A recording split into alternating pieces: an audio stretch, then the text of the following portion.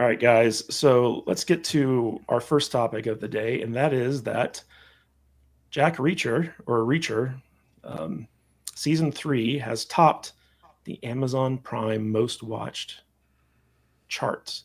In fact, it's become Prime Video's most watched returning season ever with 54.6 million viewers after about 20 days. So this comes from The Wrap, and basically, I don't know if you guys have watched the previous two seasons of Reacher. They've been very, very good, much better than the movies, and way better than the books, in my opinion, because I hate the books. But season 3 just dropped about 20 days ago, and it has already broken records over there. In fact, it has outperformed Fallout, I believe. Basically, Reacher Season 3 is the most watched returning season ever on Amazon's Prime Video, drawing a total of 54.6 million viewers globally. In addition to being the most watched returning season for a Prime Video show, Reacher Season 3 is also the most watched season on the service since Fallout Season 1 for the 19-day period. And what's interesting about this to me, anyway, is that this is a show that many people just kind of like wrote off, right? It's just like, oh, it's toxic masculinity or like whatever the case may be. But audiences seem to really, really respond to this, especially like overseas audiences, because basically over half of this show's audience is based internationally with outsized performance in the UK, which Lee Childs is, a Brit, but also Germany and Brazil, which I thought was kind of interesting. But the big news here is basically that you have a show about like a typical 80s action hero, essentially, killing it in the ratings. So I want to start with our numbers guy, Odin, on this. Odin, what's your take on the fact that Reacher Season 3 is just dominating the Amazon charts right now?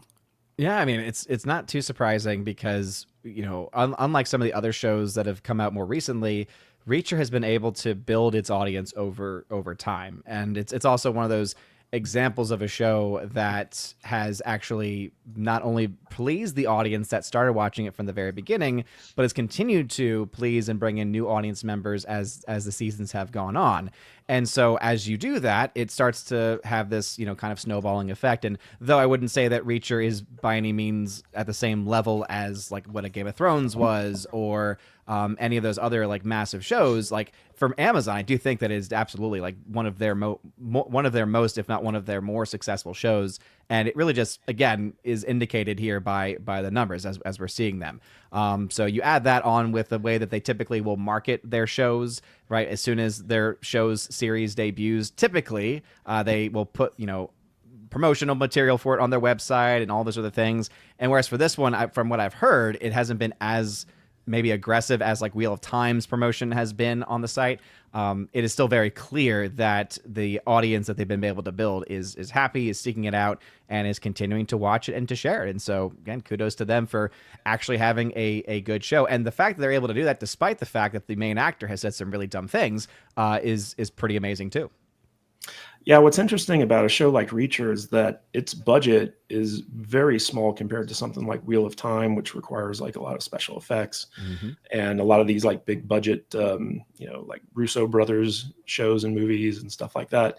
It's actually a very modestly budgeted, show that brings in a lot of eyeballs.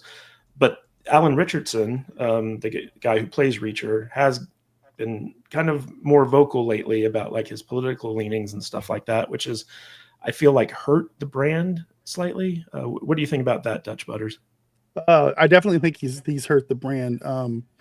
You know, first off, today's the entire theme of today's show should just be simply shows that Dutch Butter hasn't watched yet. That's what the theme should be. But I did actually watch the first couple episodes of season 1 of Reacher, and I thought it was a really good, fun show. And for some reason, it fell off my radar, and I haven't been able to watch it. But I was going to try to get it picked back up, and then Richardson spouted off on Twitter and got all political and stuff, and I'm like, I guess kind of compartmentalize it into the back of my head. It is a show I'll pick up some other time when I care less about people and their politics.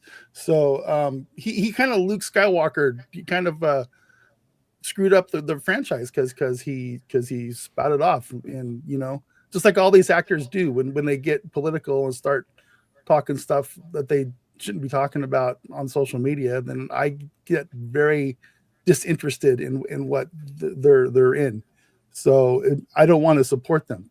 Is basically what it boils down to. And despite the fact that I know the show is probably really good because everybody I've talked to that has seen it has really loved the show, I just have had very It's little great. interest. So I'll probably pick it up some other time. So, but for right now, it's just not on my radar. So, I Well, guess. Brian, what kind of like Odin brought up about the show finding its audience, part of the big appeal of it was that the first two seasons there was like no wokeness whatsoever. It was just a straight up action thriller style story. Right. There was no preachiness. There was no DEI. It was just a straightforward good story. And then Alan Richardson comes out and he's like, starts attacking people who don't have the same political Mhm. beliefs as him. And I feel like it has hurt the brand. I feel like, even though like we're talking about 54.6 million viewers in 20 days for like the new season, it's like, well, that could have been, I don't know, 60 million or 70 million if he hadn't spouted off his mouth. What's your take on that?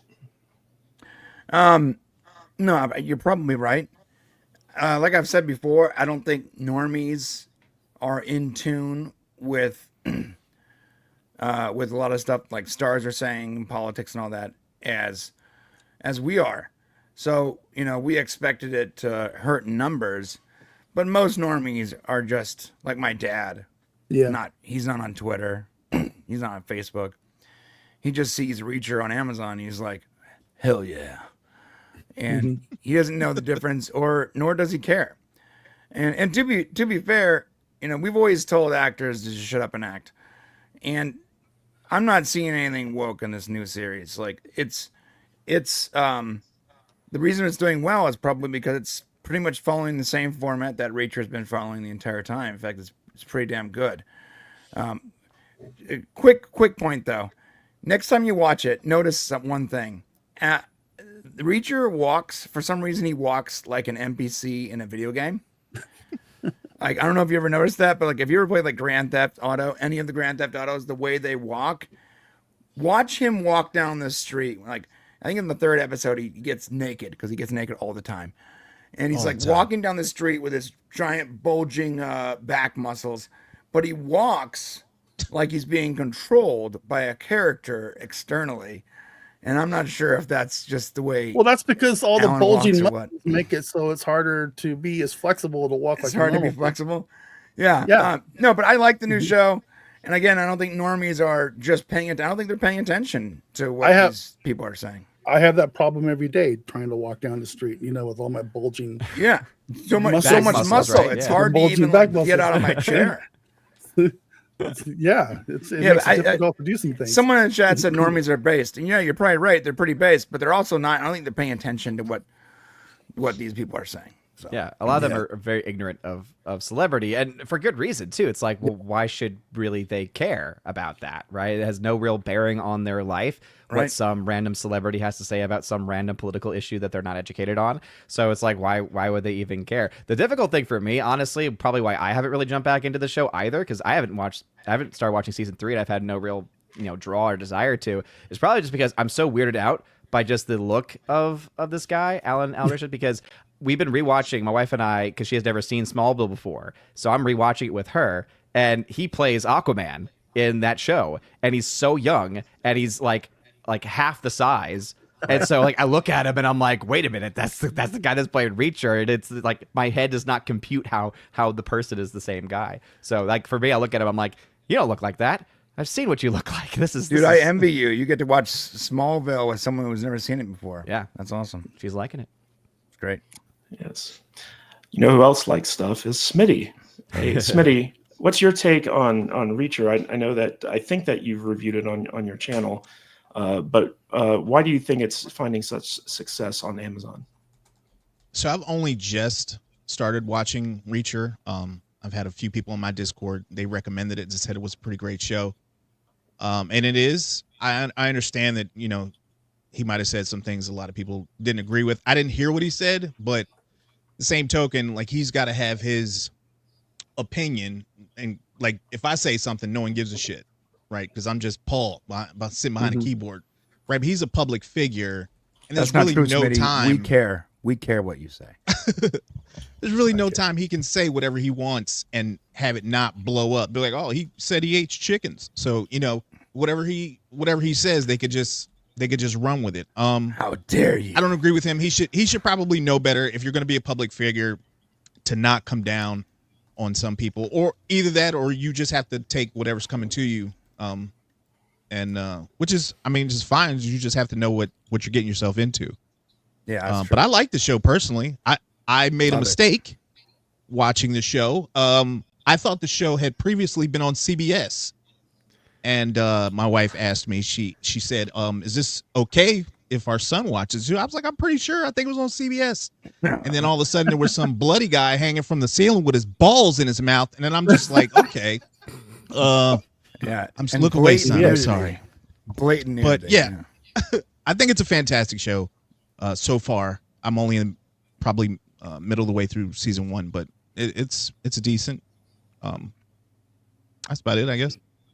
Yeah, I think season 1 and season 3 are the best. So you're gonna enjoy season 3. I just figured out why he has issues on social media, because, and I don't mean to make fun of this, because I'm not really trying to make fun of it, but according to his wiki page, he is diagnosed with bipolar disorder. So maybe he was just like on a real down point when he went crazy and started talking shit on a Totally possible. on Remember, the these are socials. real people. What if they just Yeah. take an Ambien Yeah. one day and all of a sudden they're just on their like, come phone on, man. tweeting? Yeah. Well, I'll It's say 'cause- go ahead. I'll say this much: his outspokenness directly correlated to the time in which he became an executive producer on the show, as opposed to just an actor. So I think job security probably had a lot to do with him deciding to be a little bit more outspoken. But I would also take issue with Brian, because I actually think season 2 is the best season so far. Nah, I disagree. It's okay. it's And just look, they're all good. But I the whole like, there's a lot of other people in season 2 that I'm just like, okay. Yeah, you get introduced to like his whole like former team in season 2, Right. and so like it was a little bit less about Reacher and more about like the team that he used to run. Look, bro, I'm bisexual. I just want to see bulging muscles. Wow. Well, you are queer, Brian. We'll give you that much. That's strange. But yeah, the most interesting thing about this to me is like this is really Amazon's first like original series that has really kind of like taken off. In my opinion, like, yeah, you had Fallout, but that had like a kind of like an IP behind it. This one, yeah, it's based off of these books, but it seems to be really resonating with Amazon's audience simply because it's like, hey, we have a really masculine dude who's like the hero in this. It's like a straight white male, with muscles. It kind of reminds me of like the Arnold Schwarzenegger and Sylvester Stallone movies from the 80s. Yeah. Richardson would have been a great 80s action hero. Would have been, for yeah. sure. Yeah, but it's so rare to find a show like that nowadays.